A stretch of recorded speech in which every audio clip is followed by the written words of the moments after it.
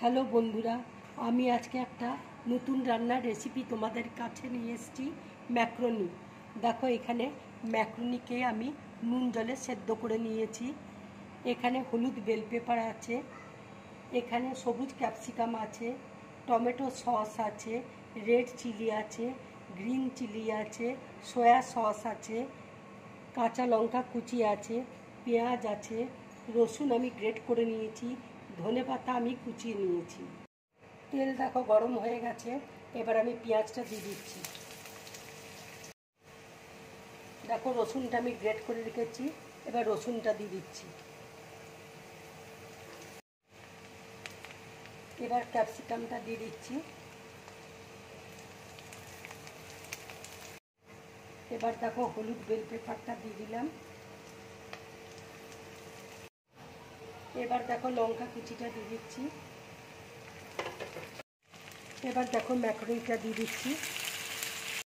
এবার আমি tomato sauce দিয়ে দিচ্ছি। এবার আমি সয়া সস দিয়ে দিচ্ছি, চিলি সস দিয়ে দিচ্ছি, গ্রিন চিলি, এবার রেড চিলি দিয়ে দিচ্ছি।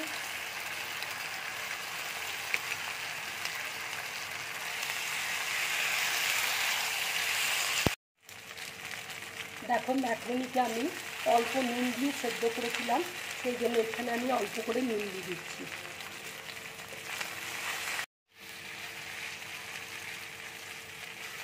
এইরকম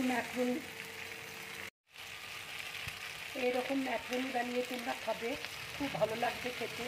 এটা সকালের জলখাবারে কিংবা বিকেলবেলায় তোমরা খাবে, খুব ভালো লাগবে খেতে তোমাদের।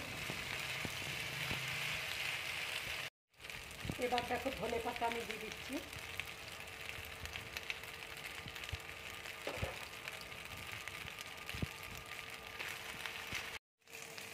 দেখো, ম্যাক্রোনি হয়ে গেছে, এবার আমি গ্যাসটা অফ করে দিচ্ছি। এবার আমি প্লেটের মধ্যে ঢেলে নিচ্ছি।